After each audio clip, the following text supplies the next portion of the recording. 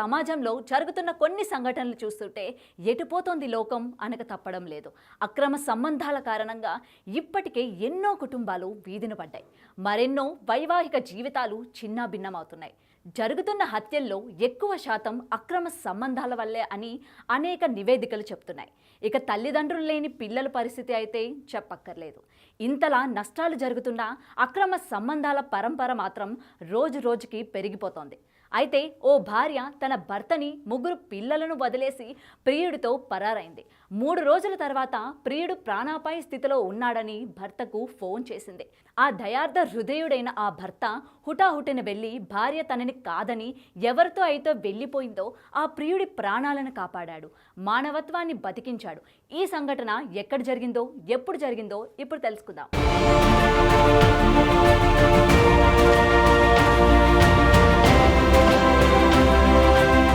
చిత్తూరు పట్టణం కొంగారెడ్డిపల్లిలో నివాసం ఉండే తాపీ మేస్త్రి రాజుకి 10 ఏళ్ల కిందట రాధికతో వివాహం జరిగింది. వీరికి 2 అబ్బాయిలు, 1 కూతురు ఉంది. అయితే వీరి ఇంటి ఎదురుగా జులాయిగా తిరిగే 19 ఏళ్ల యువకుడు సతీష్తో రాధిక చెల్లి ప్రేమలో పడింది. 6 నెలల కిందట రాధిక చెల్లిని తీసుకొని పారిపోయిన సతీష్పై రాజు పోలీస్ కేసు పెట్టాడు. వారి అడ్రస్ కనుక్కున్న పోలీసులు ఇంటికి రప్పించారు. పెద్ద మనుషుల సమక్షంలో పంచాయతీ కూడా పెట్టించారు. వరుసకు సోదరి అయ్యే ఆమెను తీసుకెళ్లడం ఏంటి అని సతీష్ను మందలించిన పెద్ద మనుషులు రాధిక చెల్లిని ఆమె తల్లిదండ్రుల వద్దకు చేర్చారు. అయితే తాను ప్రేమించిన యువతిని దూరం చేయడమే కాక తన పరువు తీశాడని, రాజుపై కక్ష పెంచుకున్న సతీష్ను అంతు చూస్తానని, నీ కుటుంబాన్ని నాశనం చేస్తానని శపథం చేశాడు. తిరుపతి పట్టణానికి సంబంధించినటువంటి ఒక మైనర్ అమ్మాయి ప్రేమ వ్యవహారంలో ఇరు వర్గాలు ఘర్షణ పడడం జరిగింది. ఈరోజు ఉదయం 11:30-12 గంటల ప్రాంతంలో అమ్మాయికి సంబంధించిన అన్న వెళుతూ ఉంటే ఆ ప్రేమికుడు ఎవరైతే ఉన్నారో లవరు వాళ్ళ సంబంధించినటువంటి వాళ్ళు ఆ అన్నను కొట్టడం వల్ల దానికి రిటాలియేషన్గా ఈ అబ్బాయికి సంబంధించిన వాళ్ళను అక్కడ మాట్లాడడానికి పోయి అక్కడ ఘర్షణ జరిగిన దానిలో అమ్మాయికి సంబంధించిన మేనమామకు గాయాలయ్యాయి. అదేవిధంగా అబ్బాయికి సంబంధించినటువంటి తమ్ముడు, అతనికి ఒక తొడ మీద గాయమైంది. సో ఇద్దరు కూడా గవర్నమెంట్ హాస్పిటల్ ఎస్వీఆర్ హాస్పిటల్లో అడ్మిట్లో ఉన్నారు. వాళ్ళకి ప్రమాదం అయితే ఏం లేదు, స్టేబుల్గా ఉంది. ఇప్పటివరకు అయితే స్టేబుల్గా ఉంది ఆరోగ్యం. ఇరు వర్గాల మీద కంప్లైంట్స్ తీసుకొని ఇరు వర్గాల మీద కేసులు కట్టడం జరిగింది.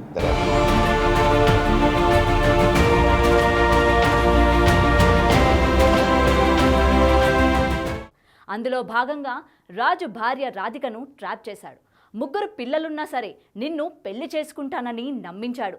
తనకంటే చిన్నవాడైనా సరే, వరుసకు తమ్ముడైనా సరే రాధిక ఏమాత్రం కూడా ఆలోచించలేదు. ఆమె పడక సుఖం కోసం భర్తను, కడుపున పుట్టిన 3 పిల్లలను విడిచిపెట్టి ఈ నెల 21న సతీష్తో లేచిపోయింది. 3 రోజుల తర్వాత ఏమైందో ఏమో కానీ రాధిక తన భర్త రాజుకు ఫోన్ చేసింది.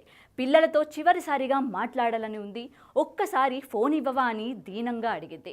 ఏమైంది, ఎందుకు ఏడుస్తూ మాట్లాడుతున్నావు, ఎక్కడున్నావు అంటూ సతీష్ ప్రేమతో అడిగేసరికి నిన్ను మోసం చేసి సతీష్తో వెళ్ళిపోయాను, తప్పు చేశాను, నేను సతీష్ ఆత్మహత్య చేసుకుంటున్నాము అన్నది. అంతే, వద్దు, అలా చేస్తే పిల్లలు ఇబ్బంది పడతారు, నువ్వు నాకు కావాలి, నేను నిన్ను ఏమీ అనను, ఎక్కడున్నారు, వెంటనే వస్తున్నా అన్నాడు. తిరుమల శ్రీవారి మెట్టు మార్గంలో ఉన్నాం, పురుగుల మందు తాగుతున్నామని ఫోన్ పెట్టేసింది రాధిక. దీంతో బైక్పై హుటాహుటిని బయలుదేరాడు రాజు. అప్పటికే సతీష్ పురుగుల మందు తాగి అపస్మారక స్థితికి వెళ్ళాడు. రాధిక తాగేందుకు యత్నిస్తుంటే స్థానిక టీటీడీ భద్రతా సిబ్బంది అడ్డుకున్నారు.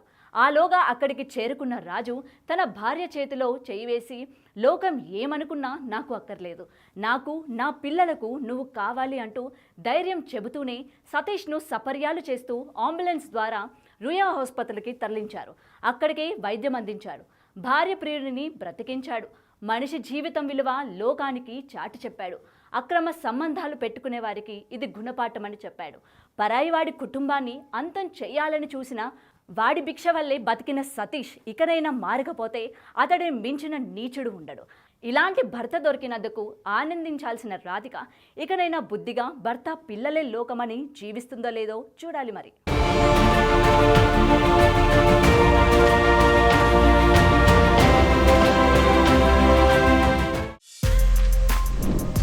For more videos like this, subscribe Big TV channel.